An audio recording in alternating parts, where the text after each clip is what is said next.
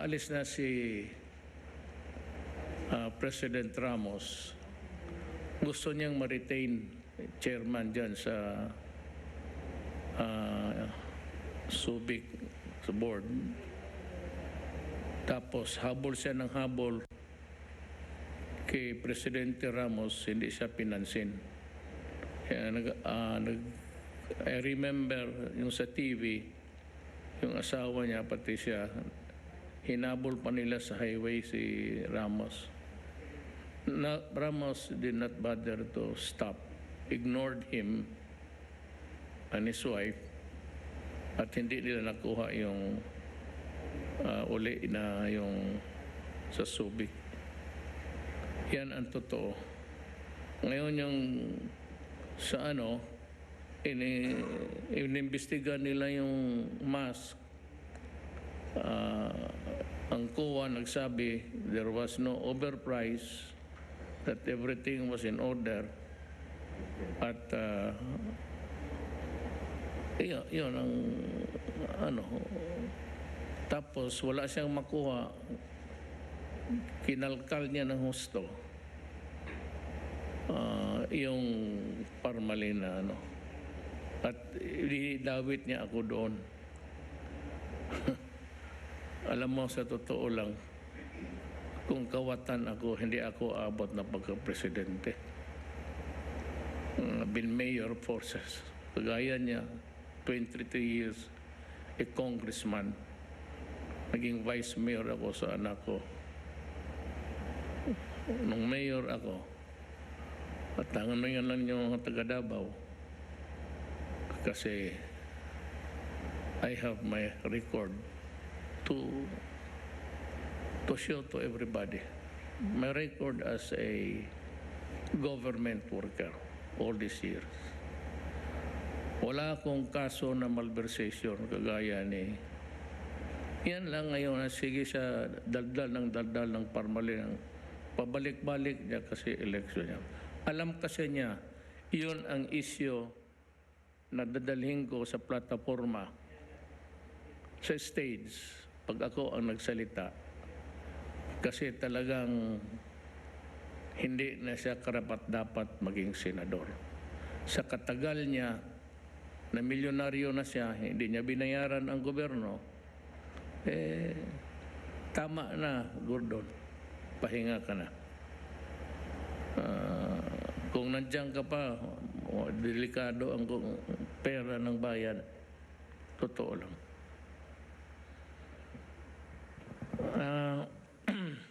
Bago ako mag-umpisa, I would just like to give you run you through with the persons who are here sa ating ngayong gabi. Alam ko matagal itong meeting na ito, so dapat lang na malaman ninyo kung sino yung mga tao na nagsisilbi sa inyo.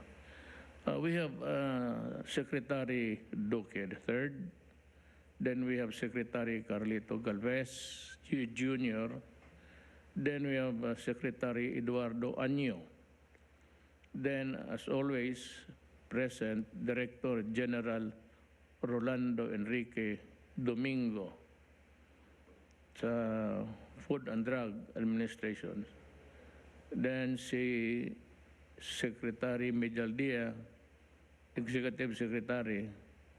He might, but that is if he's ready to, he may make a presentation. Nandito si Bongo and si ating ever-present si Vivencio, Secretary Vivencio Dizon. Sila itong tatlo, si Duque Galvez, pati ito. Sila yung mga tao na who successfully implemented the program, yung giplano namin right at the start of the pandemic na wala pa tayong bakuna noon. And I'd like to remind everybody that when everything was down for us, it was China. For whatever really is masabi nila about the relations about Philippines and China. I would maintain that we are good friends and they were the first one to give us the vaccines. Yung issues dyan sa West Philippines, ibang issue yan. At ibang issue na itong pagkakaibigan natin sa kanila. Now, the second part of my task tonight, kasi may report itong binabasa ko, gusto lang nila basahin ko na kasi collated ito.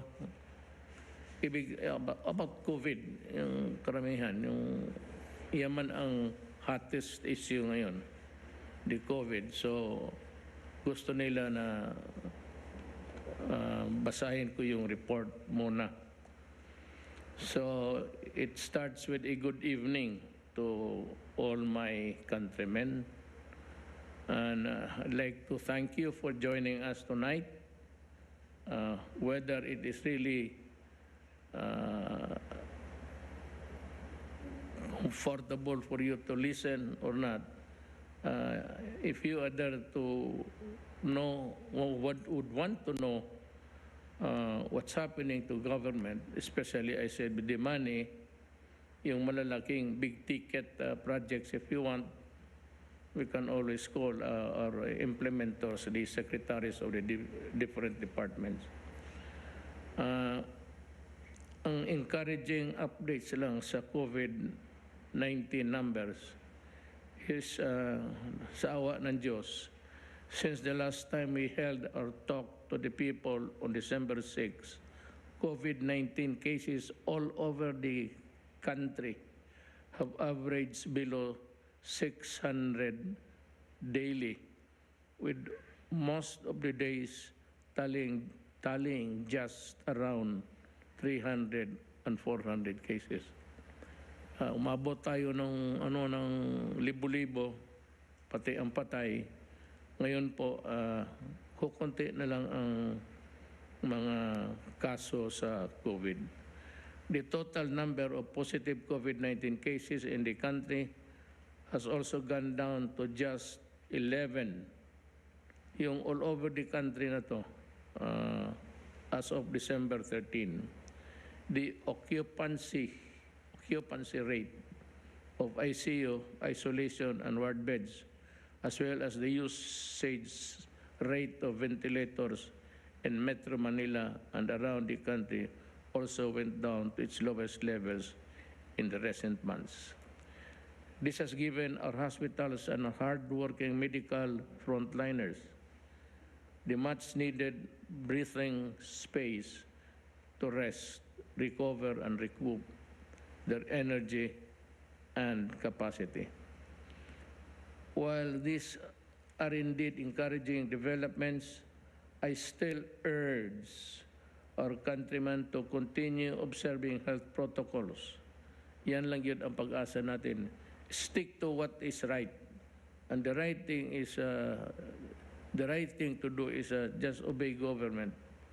Kasi hindi naman kami nagpapadala dito ng papalabas ng mga regulasyon na nagkakasira sa tao. It's always for the good for everybody. And get vaccinated. Hanggang ngayon, kung wala pa, lalo na itong Omicron, whether it is really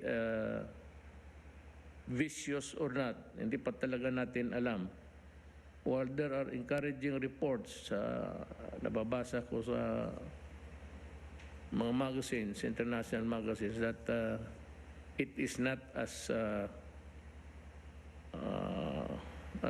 vicious as itong COVID-19 and the D. So, kung totoo ito, if this is really true, pasalamat na lang tayo. Last Saturday, December 11, more than 3.6 million doses of AstraZeneca and Moderna vaccines procured by the government and the private sector arrived in the country. The delivery followed the more than 2.4 million doses of Pfizer and Moderna vaccines delivered last December 7. the more than 1 million Pfizer vaccines would amount to more than 1.2 million together with the AstraZeneca. All in all, this brings the total number of COVID-19 vaccine doses received by the country to more than 158 million as of December 13. With the arrival of these new batches of vaccines, we hope to accelerate the vaccination of the remaining Filipinos who have yet to take the jabs, as well as to accelerate the injection of booster shots. Yung hinula pa, pati yung pandagdag, pang booster, kailangan yan. Pero safe na tayo. I dare say na kung napawakuna ka 1 and 2 safe, but it would maybe bring you to a higher level of immunity if you can get the booster. These vaccines will provide us with the much needed resistance from the virus as we enter and partake the activities and celebrations leading to the final weeks of Christmas season and the coming New Year. Sana po. My countrymen, ulitin ko ito kasi ako itong the threat of COVID-19 is real. Hindi sabihin na bakunahan ang karamihang Pilipino or marami o hindi naman lahat. We have yet to arrive at that number. Pero may mga pang na tayo, pang sa Bisaya, pang sagang, i-shield against the virus. Kapag bakunado ka, hindi magiging grabe ang sakit mo. Pero kung hindi ka bakunado, pwede kang ma-ospital at baka mamatay ka pa. Ganun lang kasimple yan. Yan ang mga pangangaral. That's the advice of the scientists, yung atin, pati mga doktor lahat. Except for a few, may mga doktor na hindi rin naniwala, hindi rin nagpabakuna. I really am at a loss how to craft an explanation kung ayaw nila. Hindi pa naman nakausap. Pero sabi, meron daw mga doktor.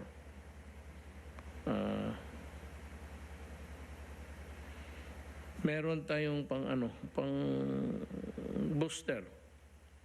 Yung pa-booster na kayo para talagang matatag ang katawan natin. Ayaw ninyong mamatay, di ba? Mahirap mag-iwan ng kapatid, asawa, anak, pamilya. So, sundin lang ninyo kasi ito lahat para sa inyo. Para talaga ito sa inyo. Itong programa na ito, kasi pabalik-balik ito. Hindi na baling maging gunggong ako dito, sige, balik-balik. Basta maniwala lang kayo at save ang Pilipino. Never mind our repetitive and redundant warnings to all of you, because that is for your own good and for the good of the country. Last February, December 10, I joined world leaders around the world for the Summit for Democracy convened by President Biden of the United States.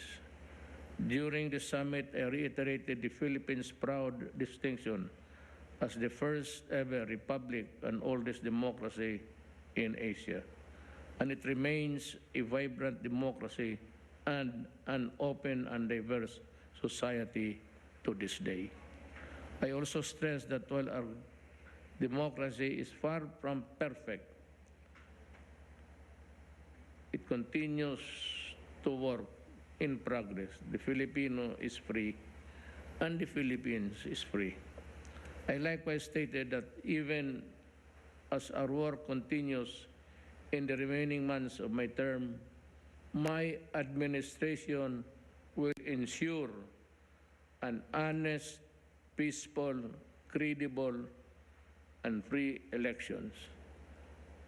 At this early, I'd like to not just magbigay lang ng payo that when it comes to the elections, government, the administration, will stand neutral. Neither for or against kami, kalaban o kasama sa partido. We will participate in the exercise of that right, but we will see to it that there will be no terrorism about buying at intimidation and everything that would put a hindrance to an honest election.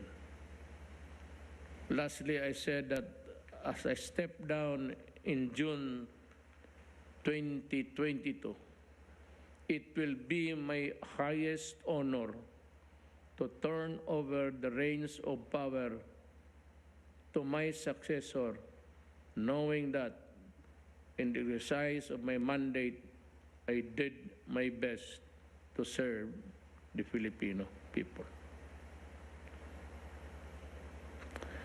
Reminder again, in relation to this, may I implore, para na akong nakikiusap na halos nagdadasal na lang sa inyo, implore everyone who are participating in large gatherings, whether political in nature or not, to continue exercising utmost caution and prudence in the conduct of your exercises. Remember that we are still in a pandemic situation, and any large gathering may trigger a super spreader event. While we welcome these exercises as concrete and tangible manifestations of our healthy democracy, kindly temper your enthusiasm and act reasonably. So ganito yan, marami tayong problema. Mayroon tayong national emergency. And we do not also want to curtail the right of the people to freely assemble for the redress of grievance or to discuss any matter that is allowable in a democracy. Ang problema dito ganito, hindi ninyo, alala mo yung meeting niya ngayon, mabutit na lang siguro at marami na talagang nabakunahan, medyo na there's a lesser casualty now. But do not tempt the gods. Huwag mong hingiin talaga na ikaw na ang humingi sa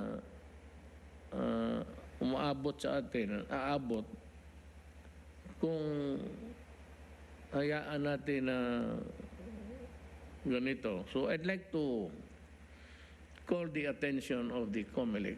Kayo man ang ngayon, you are the ones supervising the elections. As a matter of fact, you are the one running this show. Hindi ba ninyo, could you not just issue i-maintain lang yung social distance? Hindi na ba ano karami? Punuin mo yung luneta as long as you maintain the regulations imposed by government. Kasi mahirap po ito kung magbalik. It might come back with vengeance. Babalik itong sakit na ito, baka magrabe pa. We are not out of the woods. the, the virus still there? Yung status natin na national emergency nandyan pa. So, hanggang talagang safe na, the doctors will say and the scientists will tell us that it is safe to move around and go out and mingle again in a crowd. Well, hintayin muna natin yan. In the meantime, let us not presuppose that since there has been a vaccine available to all, do not ever presume na wala na yung danger of recontamination.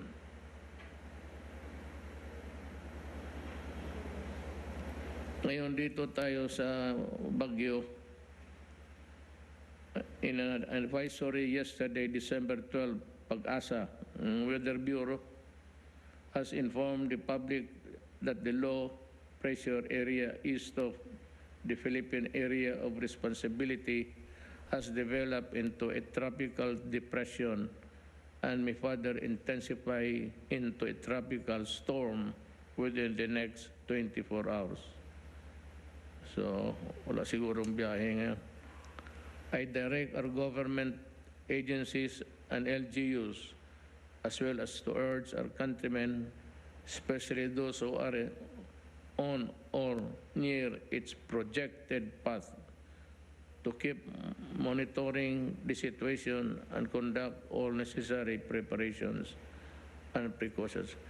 Nandiyan naman yan, yung dadaanan ng bagyo, lumalabas dyan sa newspaper, pati sa TV. All you have to do is to watch TV and makita mo yung trajectory ng takbo ng bagyo. So, kung malapit kayo dyan, medyo umalis na muna kayo. Especially if the Pag-asa, the Weather Bureau would say, umalis kayo dyan sa lugar na yan kasi dyan tatama. Yung precautions, ano lang ninyo, sundin lang ninyo. May Tagalog mo nito.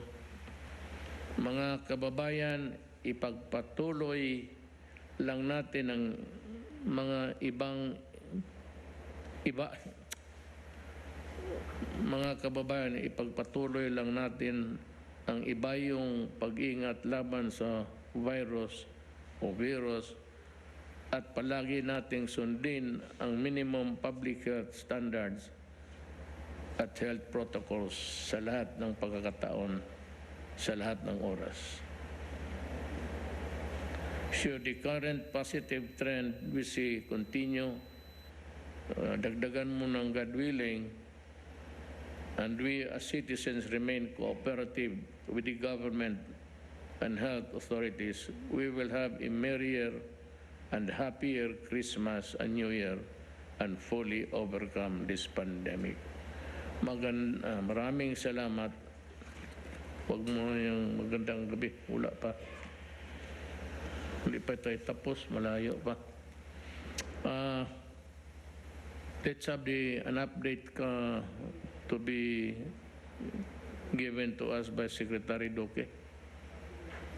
Maraming salamat po, Mr. President. Magandang gabi. Magandang gabi po kay Ginoong Senator Bongo, ES Medialdea at mga kasama ko po sa kabinete. Ang akin pong iuulat ngayon, with your permission, Mr. President, ay tungkol po sa idaraos na Bayanihan Bakunahan 2, Ligtas Lakas Buong Pinas sa darating na December 15 to 17, 2021. Next slide. Kami ay patuloy na tumatanggap ng mga voluntaryo or volunteers para sa ating pong National Vaccination Day 2. At hinihikayat namin ang ating mga next generation heroes o mga empleyado ng gobyerno, ang pribadong sektor at ang civil society na makilahok bilang bahagi ng ating vaccination teams sa ating pong 18 priority areas. So andyan po yung mga nakasulat, mga lugar na madi-deploy ang ating pong mga volunteers para po sa round 2 of our massive 3-day vaccination activities. Next slide. Ang lahat po ng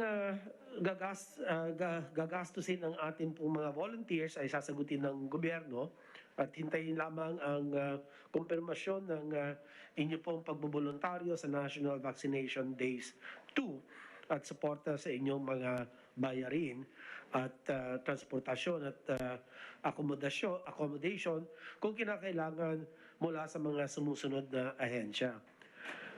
Sa DOH, kung ikaw ay empleyado ng DOH Central Office, Regional Offices at mga ospital.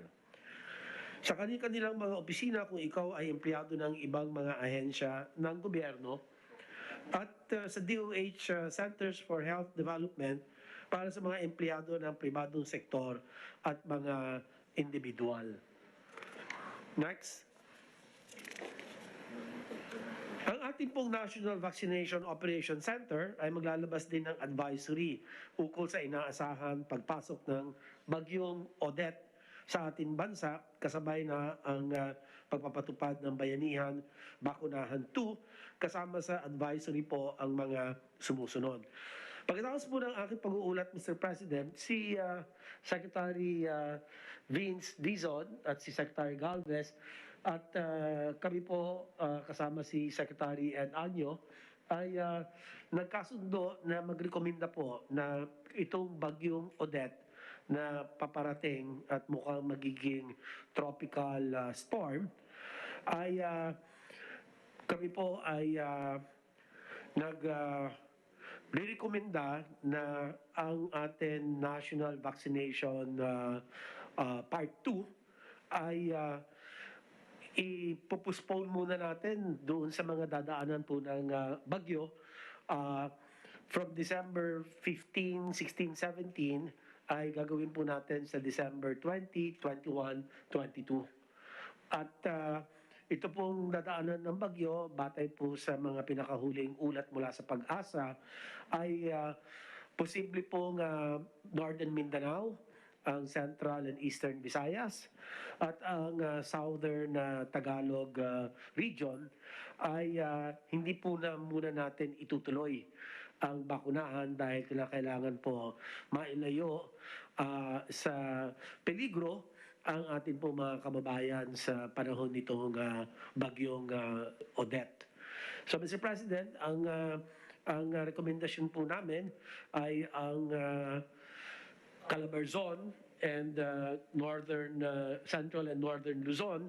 Yan po ang atin munang ipagpapatuloy ang Bayanihan Bakunahan Part 2, Mr. President. So, sisiguraduhin po natin ang kaligtasan ng ating mga health worker, volunteers at magpapabakuna sa darating na bakunahan. Kaya naman maaaring magkaroon po tayo ng gaya ng sinabi ko posibleng suspension sa bakunahan. Pero mamaya po ay kailangan po ay kung pwedeng madesisyonan na po ito, Mr. President, with your permission. So ikalawa, inaasahan ng mga local vaccine operation centers na ipatupad ang kanilang mga contingency plans upang mapanatili ang kalidad ng ating mga bakuna sa kabila ng banta ng bagyong Odette. And lastly, Mr. President, muli hinihikayat namin ang lahat na makiisa sa ating Bayanihan Bakunahan 2. Magpabakuna kung ikaw ay hindi pa nakatatanggap ng iyong una o ikalawang dose ng primary series o kung ikaw ay eligible ng makatanggap ng booster dose. O kaya naman magboluntaryo at buhayin ang bayanihan spirit sa pagbibigay natin ng proteksyon ng pagbabakuna sa ating pong mga kababayan. So lahat tayo ay may malaking parteng ginagampanan sa ating COVID-19 response. Sama-sama po natin abutin ang ating hangarin, babakunahan ng lahat ng eligible populations upang mapanatili natin mababa ang mga kaso at magkaroon tayo ng isang tunay na maligayang Pasko at bagong taon kasama ang ating mga mahal sa buhay. So yun lamang, Mr. President, ang akin pong iuulat. Patungkol naman doon sa updates, pareho naman po na hanggang ngayon, mababa po tayo as a minimal risk po ang buong Pilipinas. Pagka tinignan po natin yung epidemiological curve at saka yung ADAR or average daily attack rate less than 1 per 100,000 population at ang ating pong 2-week growth rate ganun po ay nananatiling as a negative zone. Kanya lahat po ito ay bumubuo ng isang risk classification minimal kung tawagin. At so ito po ay ang pati case fatality rate natin ay andyan po sa 1.7%. At harinawa ito lahat ay manatiling ganito or if possible mas mapababa pa rin natin ang bilang ng mga kaso. Kaya nananawagan din po ako, Mr. President, sa lahat po ng mga local chief executives na magsagawa ng kanilang mapping up operations.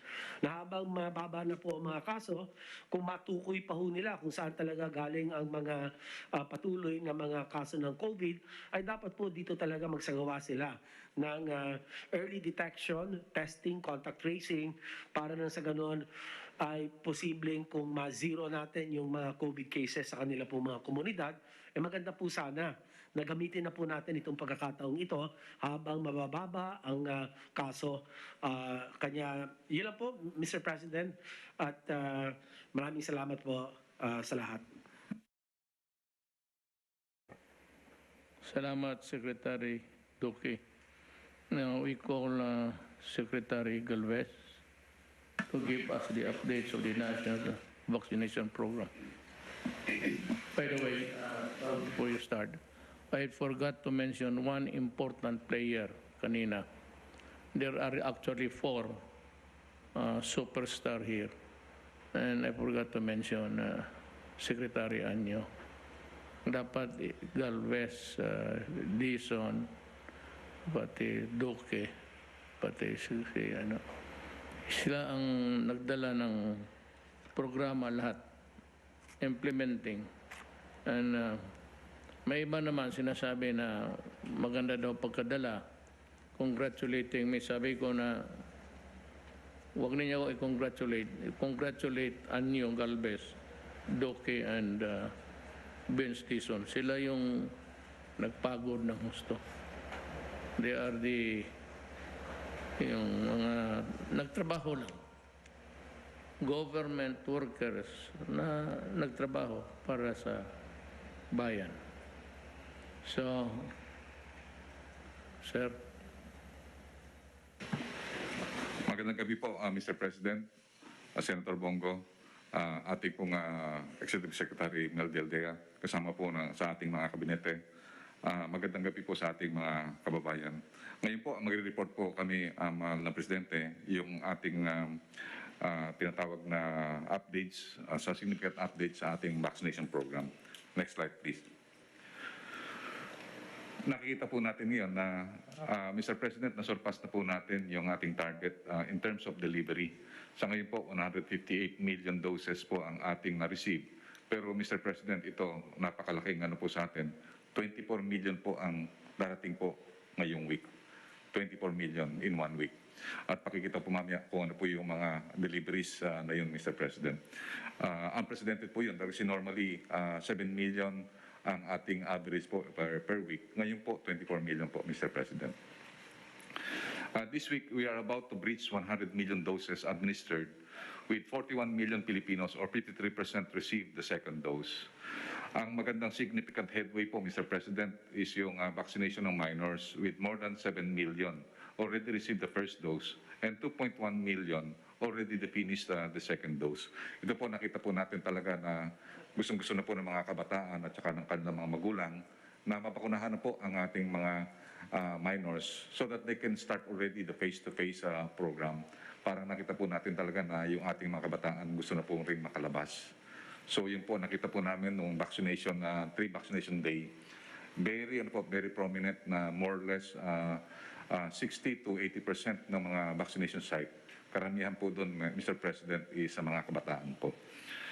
And then, ano po natin yan, we are very confident, kami po ni Sec Vince at saka ni Sec Duque, and also ni Sec Anyo, confident po kami na 54 million Filipinos will be completing the second dose this year end. And tama po kayo, Mr. President, na malaki po ang tulong ng LGU at ng DILG sa implementasyon ng ating mga vaccination. So, si Sec Anyo po talaga ang isa sa mga nakita natin nag-orchestrate po ng mga LGU in order for them to be inspired na talaga makuha po natin yung lahat ng ating mga targets. Next slide, please. Next slide, please. Pakipindot lang po yun, Sir, ito po yung makikita po natin, 24 million po yung yung darating po ngayon, ngayong week. Ngayon po, darating po yung 2.3 million ngayong gabi. So bukas po, darating po ang 8.2 million. At sa susunod na araw, sa Wednesday, 10 million. At sa susunod pa, mayroon pa tayong maabot na more or less 3 million.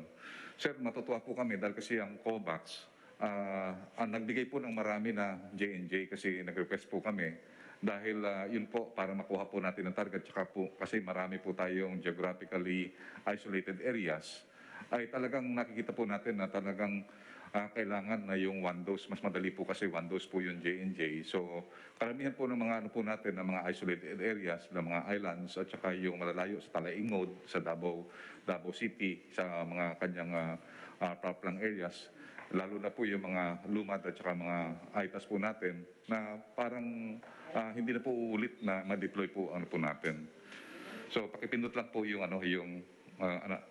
pakipindot lang po para makita po natin So makikita po natin ang darating po na doses for this week is 24,473,800 doses.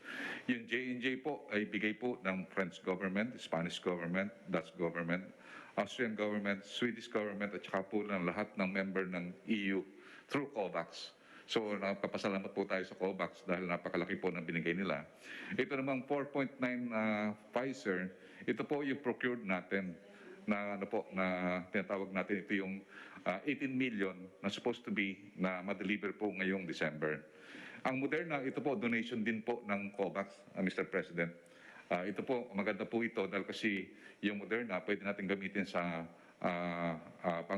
pang-boosters at saka pang-minors. Normally po, ginagamit natin ng Moderna pang-boosters, lalo na po sa mga may comorbidities. At the same time, ginagamit po natin yan sa ating mga healthcare workers. Magdodonate din po ang China. Nagkaroon po kami ng dinner ng Chinese ambassador and they will be donating another 2 million.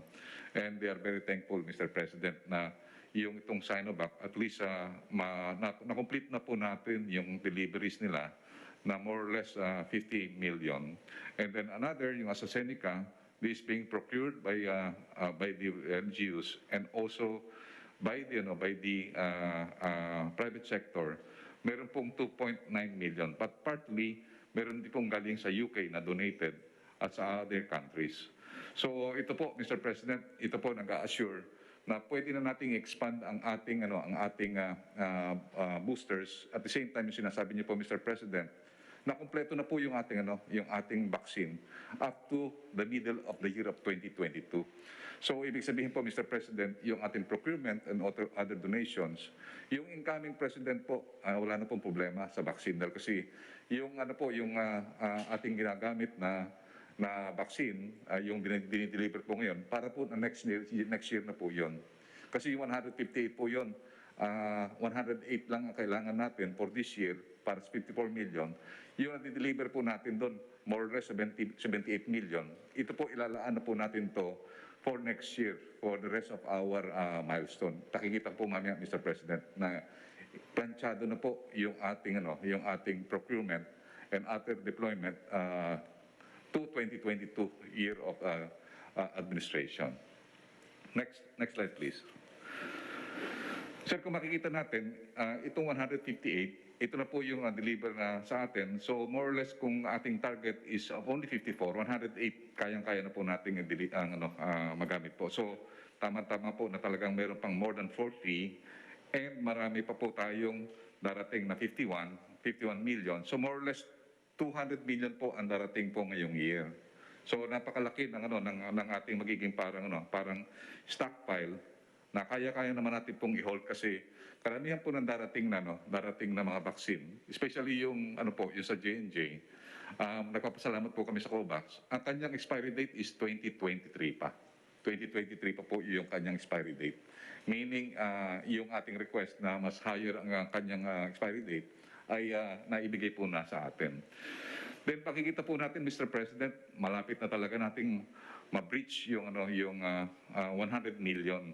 This is another significant milestone dahil kasi pagka once na-breach natin ng 100 million, more or less 50% po ang ating population ang makikinabang po na fully vaccinated. So makikita po natin na ang ating fully vaccinated na ngayon, Mr. President, is 41 million, which represents 53.20% or more than half of the percentage. Meaning, pwede na po tayo talaga mag-open and mag-expand for our boostering. At makikita po natin, ito ang ating pong tinututukan dahil kasi marami po nagsasabi ng mga expert na at least dapat ma-continuous po natin ang ating sustainment doon sa mga vaccinated na more than 4 to 6 months. So pag-aaralan po ng ating mga expert na kung pwede nating expand na yung mag-booster is 4 to 6 months. Pag-aaralan po natin yan, Mr. President. Next slide, please. Sir, makikita po natin itong update vaccine administration by region. I think ito makita natin, Mr. President, there is no other city in the world na nakita po natin na 102% na po fully vaccinated yung kanyang elderly population. Palagi ko, Metro Manila lang po ang merong nakita natin na ganyan ang capability na nakita natin, na break natin yung hesitancy. At the same time, nakita po natin na 111% na po percentage yung kanyang first dose. Meaning, pati po yung mga bata na kukuha niya na po at kuha na po niya yung mga elderly niya. Ang maganda rito po, sir, ito pong nung karoon tayo ng tinatawag nating National Vaccination Day, sumipa po yung pag-arangkada, sumipa rin po yung kanilang capacity. So ngayon po mayroon po tayong 6 na regions na meron na pong more than 70% na tinatawag nating first dose na 70%. So nahandyan po ang CAR, which is 72%, ang Region 3 with 71%, Region 4A, 71%, Region 1 at saka Region 2 po. Bigla po yan naging malaki po yun. Nakausap po natin ng dalawang governor na talagang halos nagpapaligsahan po sila na yung Region 1 at saka Region 2 talagang tumaas po ang kanilang capacity. And also Region 10 is also catching up. And yung lahat naman po naka-yellow, yellow-orange, ito po yung tinatawag natin meron ng more or less 60% and up. At nakikita po natin na kukunti na lang po, 4 na lang po na region ang medyo nahuli. Na ito po ang focus naman natin ngayon sa second National Vaccination Day. So itong Mimaropa, Region 5, Region 12, at saka yung region ng BARM, ito po ang tinatarget natin para mapataas na lalo ang kanilang natawag nating vaccination capacity at saka vaccination output. Next slide, please. Sir, ito po yung sinasabi namin po na tinatawag nating synchronization matrix. Ito po, itatawid po natin yung ating national vaccination program even beyond the national election at saka yung change ng administration. So ganun po ang ginagawa po natin, pinaplano po natin na kasi po nakikita natin yung effect ng national election, magkakaroon ng diversion yung attention ng ating mga political leaders. So we wanted na ang lahat ng ating vaccination program matapos po before the first quarter. So yung ating first milestone sa general population is matapos po yung 70% ng first dose. And then ito po ay nagko-constitute ng 54 million na at least second dose completed. Yung second milestone po natin is that meron po tayong 77 million na ma-vaccinate by end of first quarter. Same thing, ang sinasabi nga po ni Sec Duque, itong directive sa amin ni Sec Duque na before the end of the second quarter or before the transition government, we will be completing 90 million population with second dose completed. Ganon din po yung ating target sa children vaccination. Gusto po natin na matapos yung 12 to 17 by end of this year. More or less maka 80% na po tayo. And then by the start of first quarter, yung 511, ma-implement na po natin. Nag-submit na po ang Pfizer ng kanilang tinatawag nating amendment of the EUA to cover yung 5 to 11. And we will be expecting more or less na before the end of the year ay mayroon na po itong EUA. Then ganoon din po yung target po natin na yung 1.6 million na healthcare workers ay matapos na rin po mag-booster before the end of the quarter. Pero sa ngayon po nakita natin medyo mababa po yung ating boostering kaya gusto natin na matapos na po yan. And also, yung third dose ng seniors, we would like to continue to cover yung 5 to 8 million before the end of the fourth quarter. So that's why ang nakikita natin, our two catch-up plans is the National Vaccination Day last November 29 and also December 1. And also yung second vaccination day this coming 15 December to 17 December. So, ang po namin din po, Mr. President, yung boostering for government and economic frontliners and general population, we already started the boostering of those persons that had been vaccinated during March, April, and May. So, we will finish po yun before the end of the year. And at the same time, yung po natin, we will start also expanding the vaccination of our July to December in phase by starting of first quarter. Meaning, ang po natin, we might decide because of the steady supply and nakita natin more than 200 million po ang darating before the end of the year, we might expand the boostering to the general population. So, Mr. President, ito lang po ang report natin at sinasabi po natin na our national vaccination program transcends even the end of our administration, Mr. President. Thank you, Secretary Galvez. Now, may idagdag lang ako. Mga kababayan, nakita naman ninyo yung deliveries, yung dumating ng bakuna. It was not intermittent, but it was with regularity na dumadating yung mga bakuna, and it needed the presence of either Secretary Anyo, Secretary Galvez Bensdison, and Secretary Duque. Kaya nung hindi naman ako nagalit, but I was complaining about the disrespect of officials of a separate Congress na para bang they treated my cabinet members na yung parang resource person nila kung saan nila nakuha. Alam mo, makita mo naman ang deliveries ng bakuna sa airport. Kailangan nandoon sila to verify, validate, and to make sure that what was agreed upon dineliver talaga ng tama. Yun ang ko. Kasi pinapatawag nila itong apat minsan sa umaga o sa hapon, pero hindi naman nila tinatawag to testify. And it happened several times. Ako na po ang hindi naman naawa, but it's our duty really to obey the processes of Congress also. It's given. Wala akong dyan. Admittedly, they have the power to summon, and if you do not obey the summons, you can be cited in contempt sa Congress. Walang question yan. Pero ilang beses na tinawag itong aking mga opisyal, kailangan pa siya pumunta ng airport, tapos they are being detained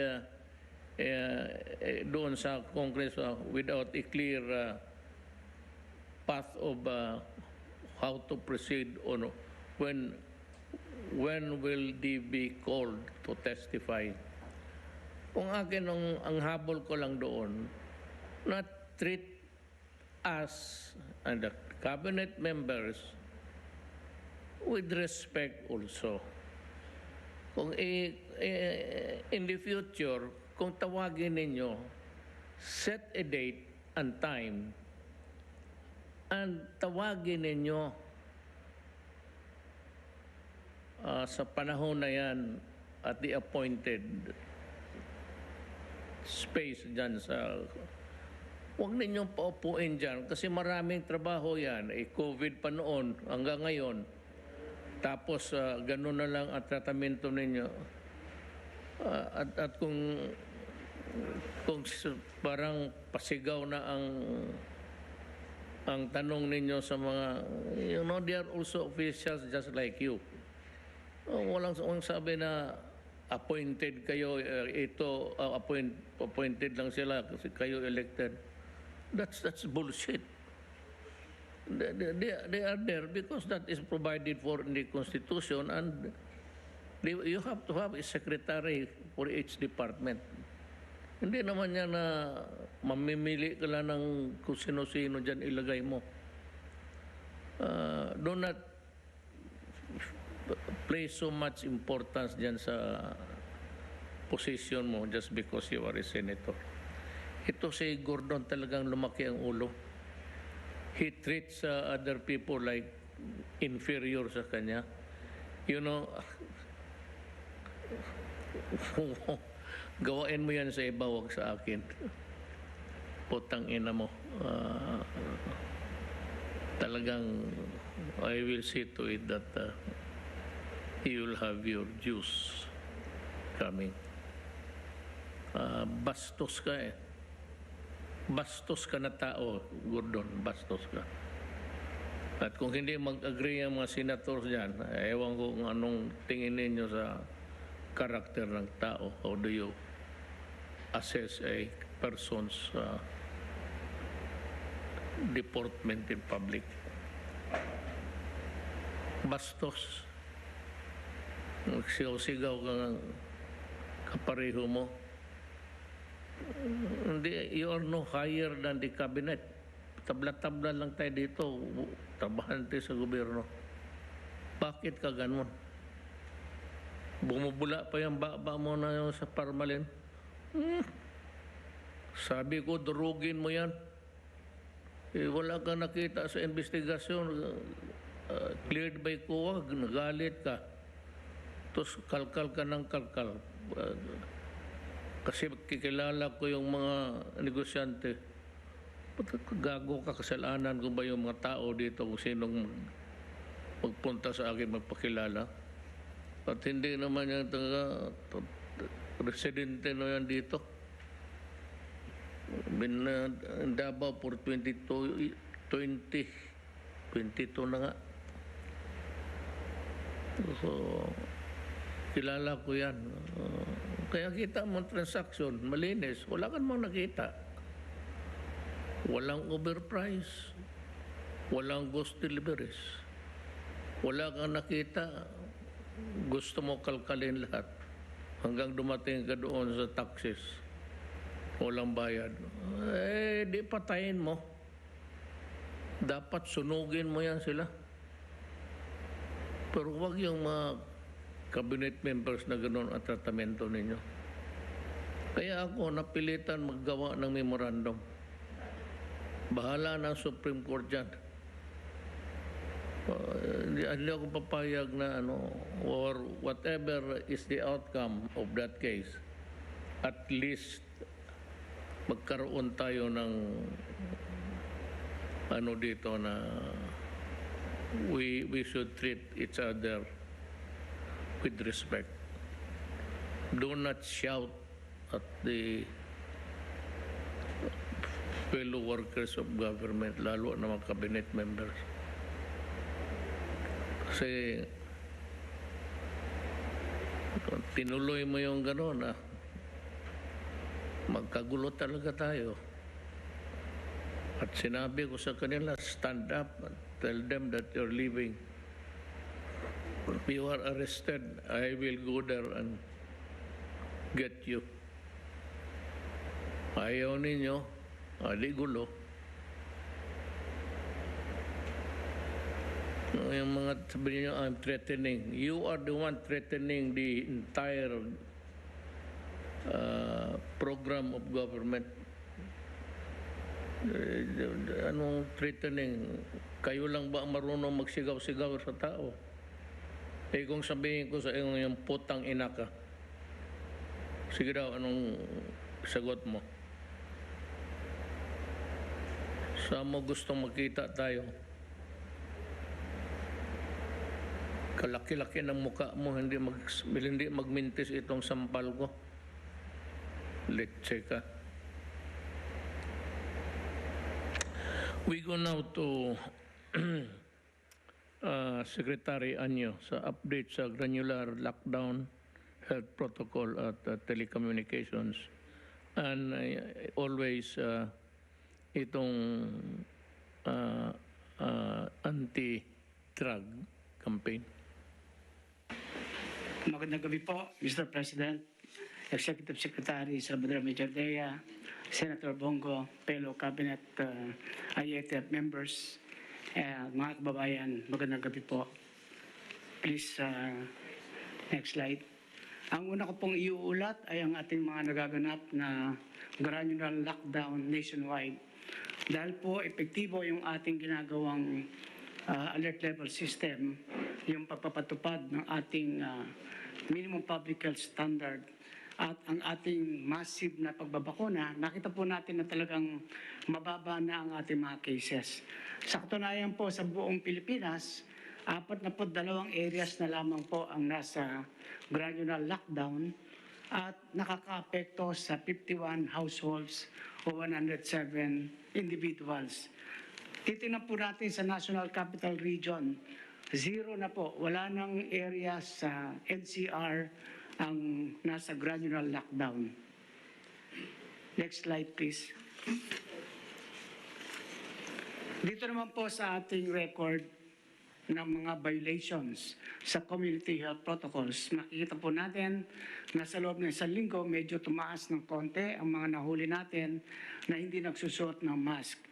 Pero bumaba naman po ang ating violation sa mass gathering at tumaas din ng konti ang ating pagbabiolate sa physical distancing. Tuloy-tuloy pa rin po natin i-implement ito para ma-instill natin ang disiplina sa ating mga kababayan. Next slide, please. Dito naman po, Mr. President, magbibigay po ako ng ulat sa paggamit ng Stay Safe Philippines contact tracing apps. Ito po yung official na contact tracing apps na ginagamit ng ating mga LGUs at ating pong iminumungkahi sa ating mga kababayan na sila po ay mag-register.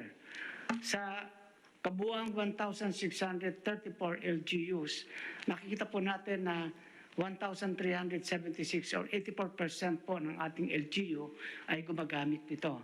At a total of 123,003 organizations, government offices, companies and LGUs po ang gumagamit ng ating Stay Safe Philippines contact tracing app. At sa registered po na 8.9 million registered user, nakapag-generate ng 7.07 QR codes at nakapag-scanning ng 22,994,866 QR scanning. Ito po ay napaka-importante sapagkat dito po napatunayan natin 56 na confirmed individual ang nahuli natin o nakita natin lumalabag at pumunta sa iba't ibang probinsya. Kaya nabigyan din natin ng impormasyon yung mga probinsya na to at nakapaghanda at nakapagkandak po ng contact tracing.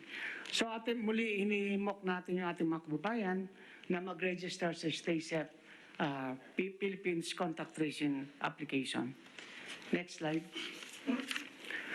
Sa inyo naman pong pag-uutos, Mr. President, na pabilisin ang pagbibigay ng mga permit sa ating mga towers para makatulong sa ating telecommunication, lalo na na ang karamihan natin mga activities na ngayon ay based online. Meron pong 4,172 na mga approved permit or clearances na nakatayo ngayon sa 538 cities and municipalities. So sa ngayon po ay 1,087 ang pending permit or clearances at ito ay pinoprocess ng 273 cities and municipalities. Pinasimplify po natin ang mga requirements kaya napakabilis na po ang pag-i-issue ng mga permit. Next slide. Dito naman po sa larangan ng anti-drugs. Kahit po nasa pandemic tayo, tuloy-tuloy pa rin ang ating mga operations. Nakapag-conduct po tayo ng 940 operations sa loob ng isang linggo. Actually po, ito ay December 5 to 11, so almost mga 6 days lang po. At nakapag-aresto tayo ng 1,253 suspects. Mayroon 21 na nag-surrender at wala namang nasawi sa mga nasabing operasyon. Ang total estimated value na ating nasamsam sa loob ng 6 na araw, 72,869,498 pesos. Ngayon naman po, Mr. President, konting update lang po. Dahil po sa papasok na bagyong Odette na inaasahan natin papasok simula bukas ng gabi at aalis hanggang December 18, nagpalabas na po tayo ng alert at ng advisory sa ating mga LGUs upang makapaganda sa darating na bagyo. At muli po ay nire-remind natin ang lahat ng mga local chief executives na dapat kayo ay nasa kani-kanilang mga nasasakupan bago, habang at papalabas ang bagyo. At ito ay magpapatupad ng ating off-plan listo. At sa susunod naman pong bakunahan, yung Bayanihan Bakunahan Part 2 na gagawin po natin sa December 15 to 17, yung po mga tatamaan ng bagyo ay atin muna i-reset into December 20, 21, and 22. Sa ngayon po ay mayroon ng 32 probinsya na nakapagtala ng 70% and up sa first dose sa target population at 22 probinsya naman ang mayroong 50% and up na fully vaccinated sa kanilang target population.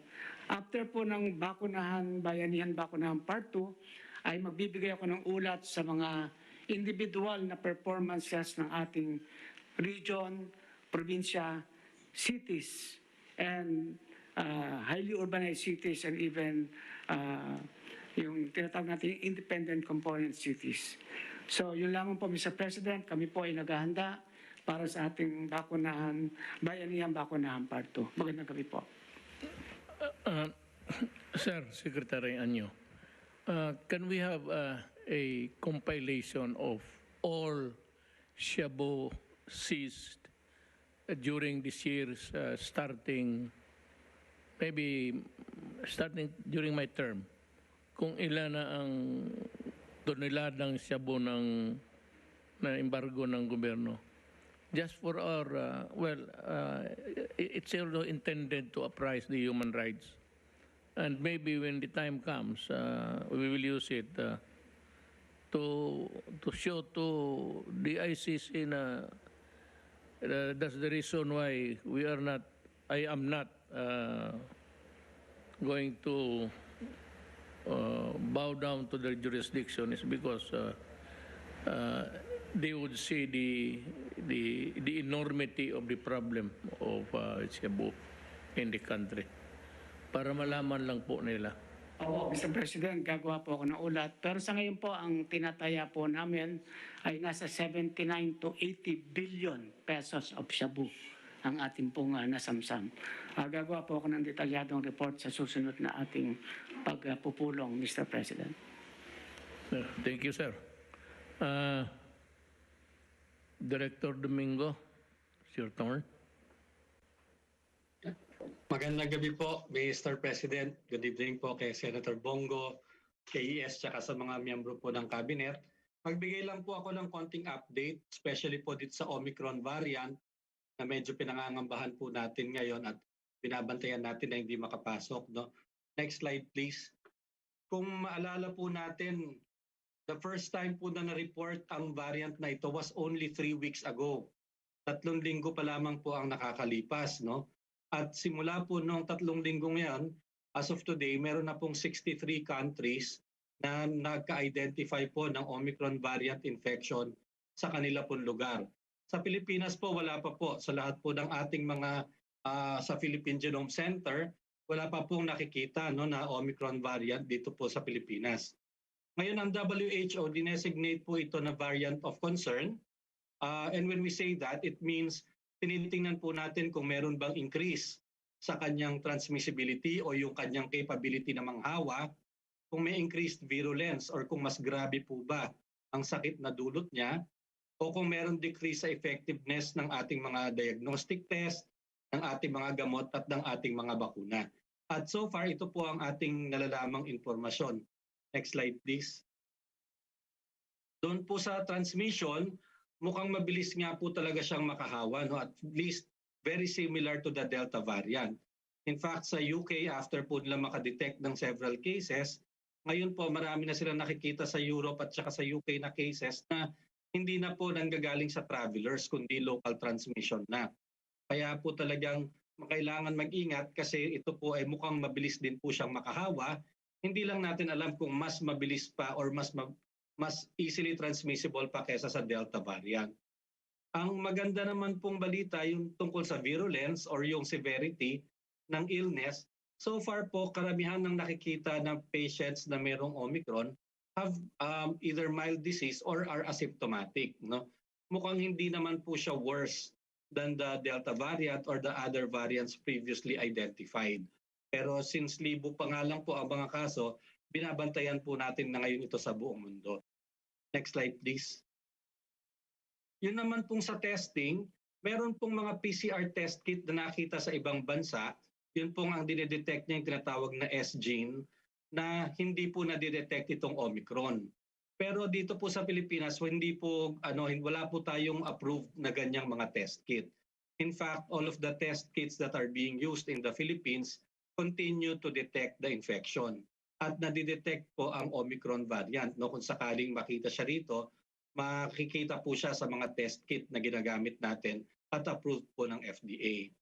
Ngayon, ito nga po ang pakiusap natin dun sa mga laboratory. Kung meron po silang makita, because some test kits detect several genes doon po sa doon po sa virus.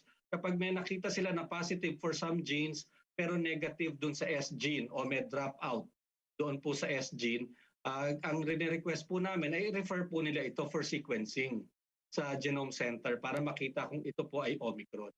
Next slide, please. At kung ganun din po, kung mayroong mga unusual PCR test results or yung mga clinician natin, kung meron po silang makita ng mga cases na talagang from history taking at saka physical examination, sigurado sila or very strong a suspicion nila na ito ay COVID-19 illness pero negative sa test, ang hinihiling po natin ay pa-retest po nila ito or padala po for sequencing para lang malaman natin kung meron tayong hindi na-detect ito pong bagong variant. And the good thing about the antigen detection tests naman po na available dito sa atin, they are all expected to continue to detect ito pong SARS-CoV-2 infection, including Omicron. So lahat po ng antigen test at this time are still very useful. Next slide. So sa diagnostic po, wala naman tayo pang problema.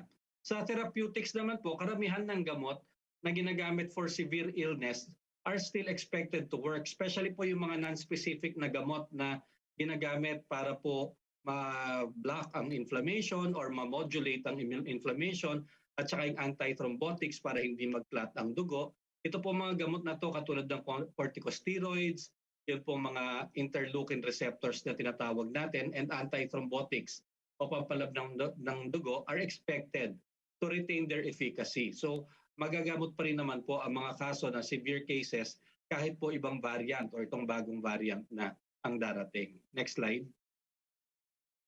Yun pong hindi tayo masyadong sigurado yung mga monoclonal antibodies kasi ito po mga targeted therapy po ito, antibody na dinevelop using the original variant na meron po ng S protein.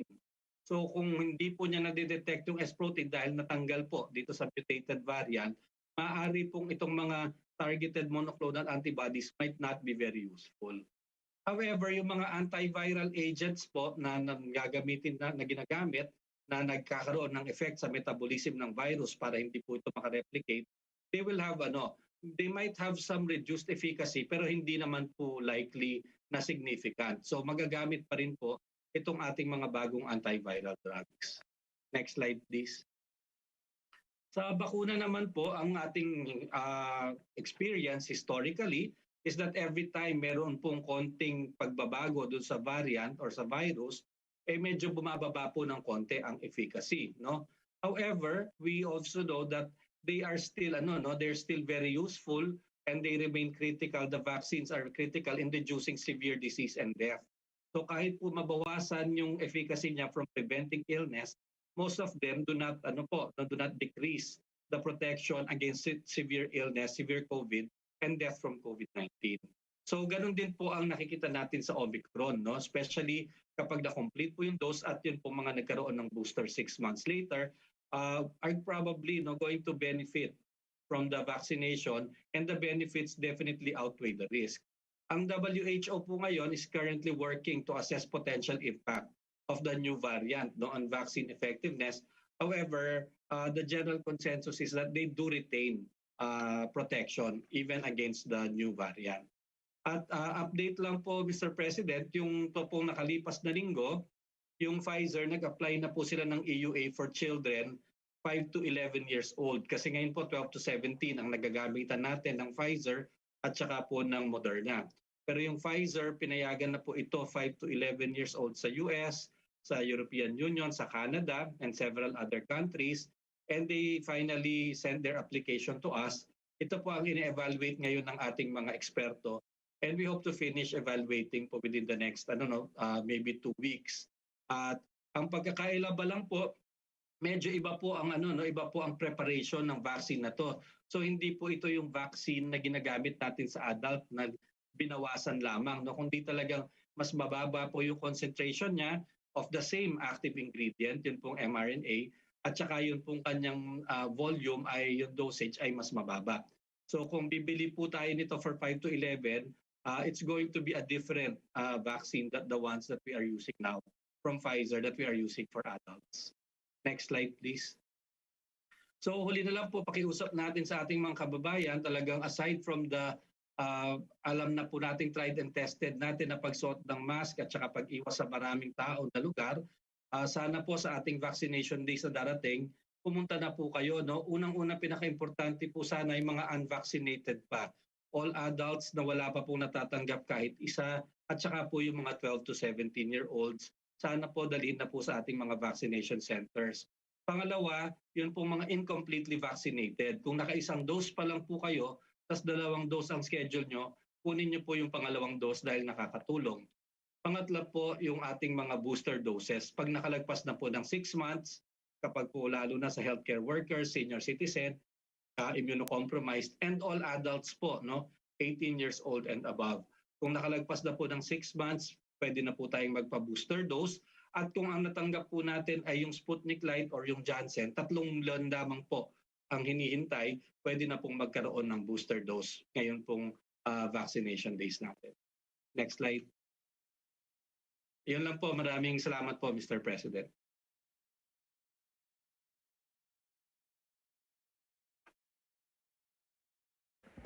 Thank you,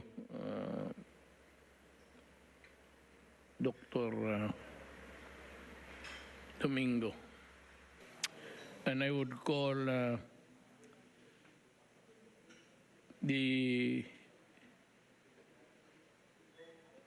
how would you call this? Ika nga tawag nila, si Little President, tawag nila sa mga executive secretary para siyang dean ng mga cabinet members. Bing Bong Medialdia. Bong. Good evening, Mr. President and fellow members of the Cabinet. I am here to report on the work of the Office of the Executive Secretary, or the OES, from the time your administration began in June 2016. OES has a unique mandate among all agencies. We do not, for example, build roads or bridges as the DPWH has so ably done, nor do we operate public institutions like public schools and hospitals as the DepEd and the DOH have been tirelessly doing. Rather, we have been assisting the President in managing the entire government bureaucracy in the executive branch. As such, the OES has been involved in every aspect of governance under this administration. This is something the President very well knows, but we report on our work today not just as a recap for the President's appreciation, but also for the benefit of the public who may not be that much aware of what we have been doing. By deliberate choice, my office has stayed outside of the limelight, preferring to work behind the scenes. But we will break our oath of silence momentarily to give the public a glimpse of the role of the Office of the Executive Secretary. The role of the OES is to provide staff support to the President. Every directive, issuance, memorandum, or even a letter that the President signs goes through a thorough process of deliberation. From the time it was conceptualized up to its promulgation, the OES is there, the invisible guiding hand, making sure the President's orders are complied with. Through various points of view and interests needs to be taken into consideration are all subjected to comprehensive legal research to ensure that whatever the President would sign and approve could withstand any legal challenge that may be brought against it. Our office, in short, undertook what is known as the complete staff work on every proposal we elevated to the President. As of this date, the OES has processed a total of 156 executive orders, 1,257 presidential proclamations, 92 memorandum circular, 44 administrative orders, and 58 memorandum orders. Whether these issuances have met expectations is ultimately up to the President to say. But I wish to draw attention to the fact that thus far, not a single executive order, proclamation, memorandum circular, or other executive issuance of the President has been struck down by the courts. Some have challenged, such as the issuance of the Boracay Rehabilitation and martial law in Mindanao, but their validity has been upheld. My report today will focus only on three of the major aspects necessary for development, that is, governance, health, and national security and peace. The other aspects will be subject of another report in the near future. On health, the OES, together with the Department of Health, assisted the President in implementing his directive to ban smoking in public places. The President issued EO number 26, Series 2017, which prohibits smoking within enclosed public places and public conveyances. In compliance to the directive of the President to provide a comfortable life for all, EO number 104, Series 2020, and EO number 155, Series 2021, aims to improve the healthcare access by regulating the retail prices of drugs and medicines. The EOs impose maximum retail price and or maximum wholesale price on components to medicines for the top killers in the Philippines, like hypertension, diabetes, mellitus, and cancer.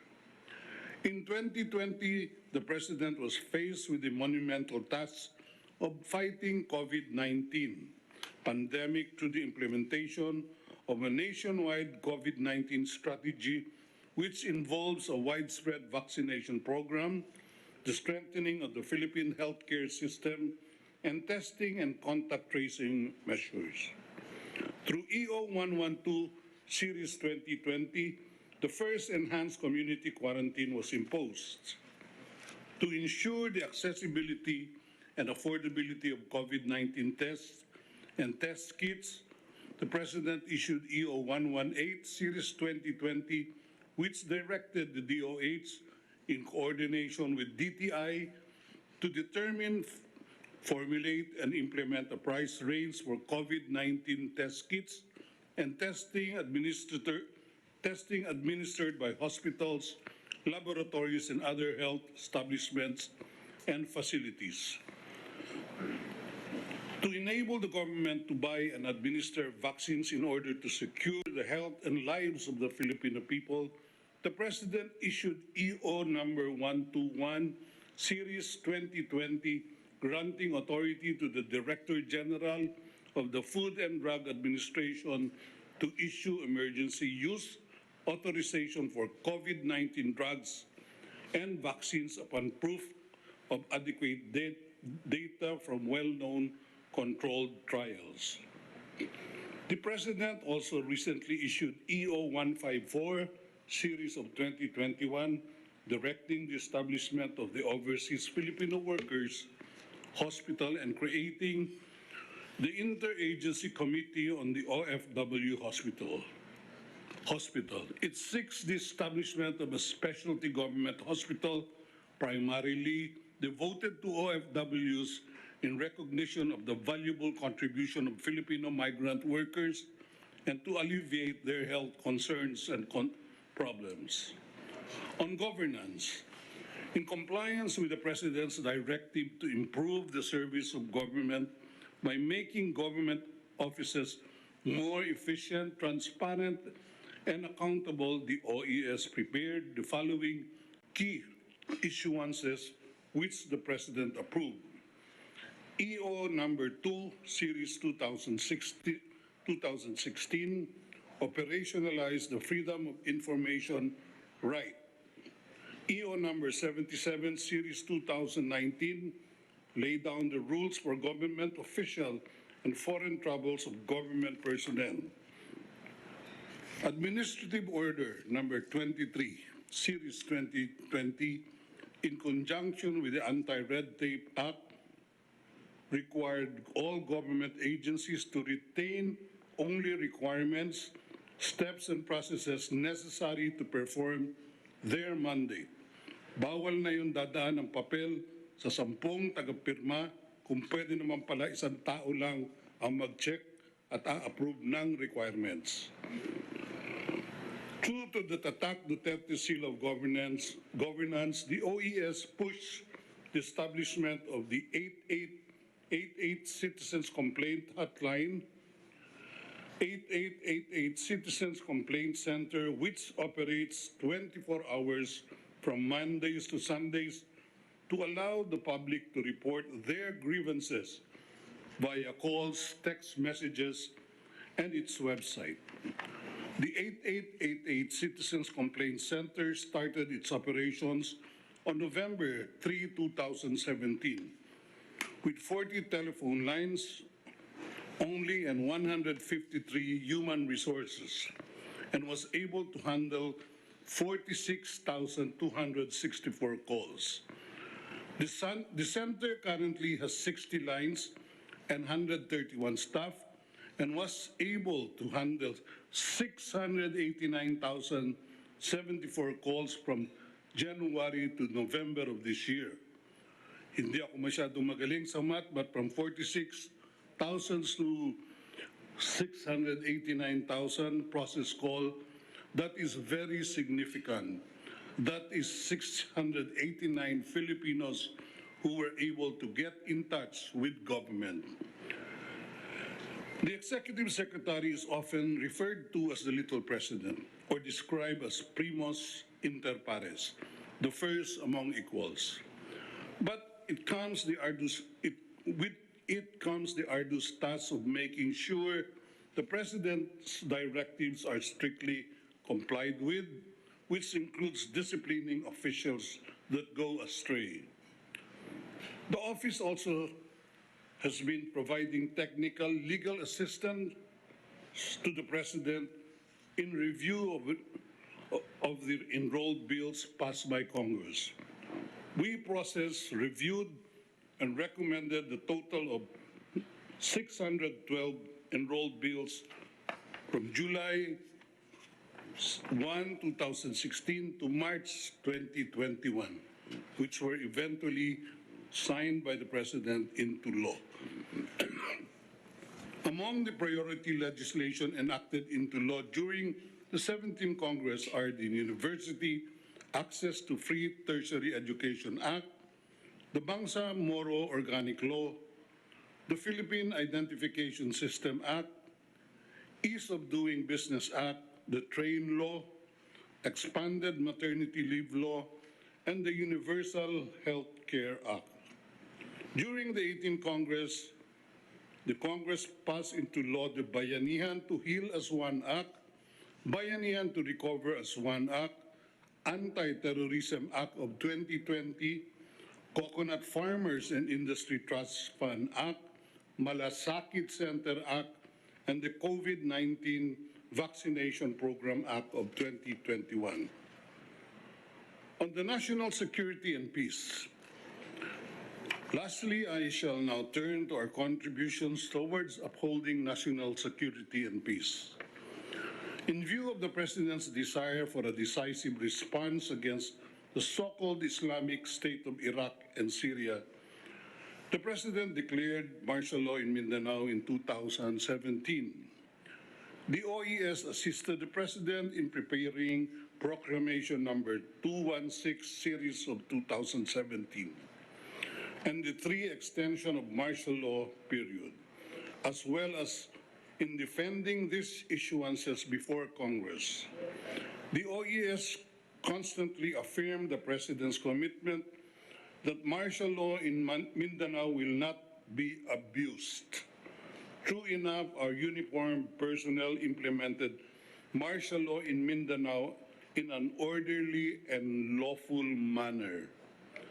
As I mentioned earlier, all proclamations of the President on martial law in Mindanao were upheld by the courts.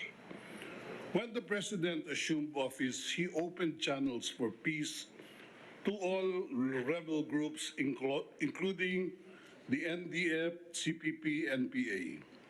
In spite of the best efforts of the administration, the NDF, CPP, NPA engaged in various acts of hostility and terroristic violence.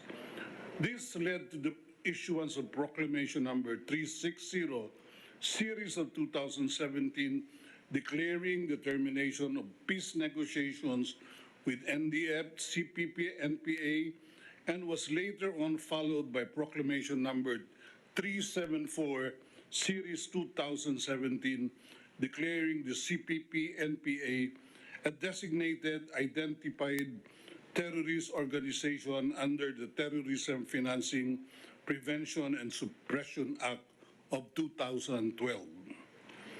The administration is aware that the only way to lasting peace is for the state to recognize and address the root causes of all tension and conflict. To this end, the President issued EO number 70, series 2018, which institutionalized the whole-of-nation approach in attaining inclusive and sustainable peace and created the National Task Force with the objective of ending local communist armed conflict. The President likewise created Task Force Balikloob through the issuance of Administrative Order number 10, Series 2018, to centralize government efforts to reintegrate former rebels and address their economic and social psychological needs. With the passage of the Anti-Terrorism Act of 2020, the Anti-Terrorism Council was able to designate terrorist groups and organizations. As a result, the bank accounts of these designated terrorists were frozen by the Anti-Money Laundering Council. Mr. President, time does not permit me to mention many other contributions of the OES in the realization of the President's vision for the country.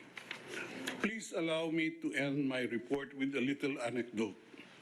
Former U.S. Secretary of State Madeleine Albright, referring to the government of her country, remarked that steering gigantic government bureaucracy sometimes felt like you were steering a ship the size of an aircraft carrier while using a small rudder made for a lifeboat.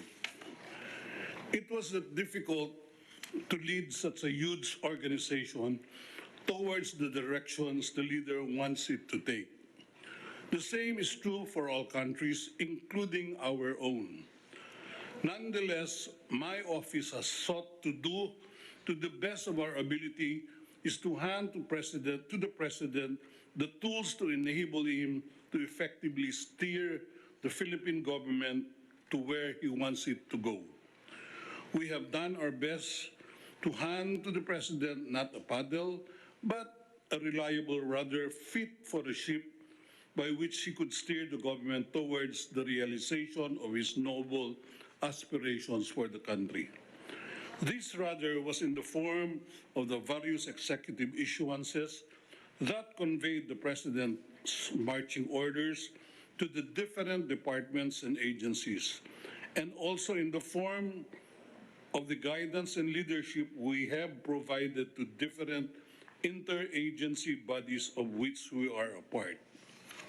We trust that effort and diligence which went into every written order and into every meeting have served the President well, and that many of these issuances would benefit the country for many years, even decades to come. Thank you, Mr. President. Thank you, Secretary Medjaldia. Yeah, that your talk winds up today's meeting. Let me just say a few words to the Filipino people. We continue to serve you well, and ang aming maasahan ninyo na lahat ng ginagawa namin ay para sa bayan, legal, at yung pera ninyo ay nasa mabuting kamay. If by chance you have a question about a particular transaction in government, or would want to know the money or the whereabouts of the money na gusto ninyong malaman, feel free to write us sa 888, and we will call the particular secretary, department secretary, to come here and to explain to you what you want to know about the workings of government. So yan lang ho. That is the guarantee that I can give you. And at this time, we will say that we will be celebrating Christmas in the coming days. Stay safe, and yung wala pang bakuna, mamatay ako sa inyo.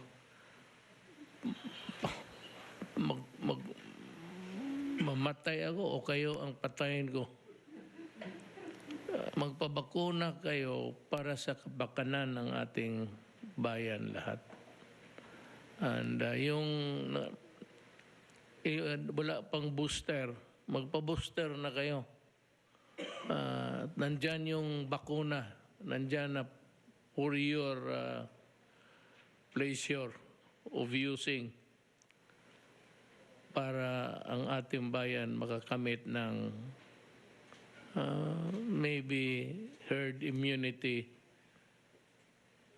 It is not coming forthwith, but maybe in a few months we'll be able to do that.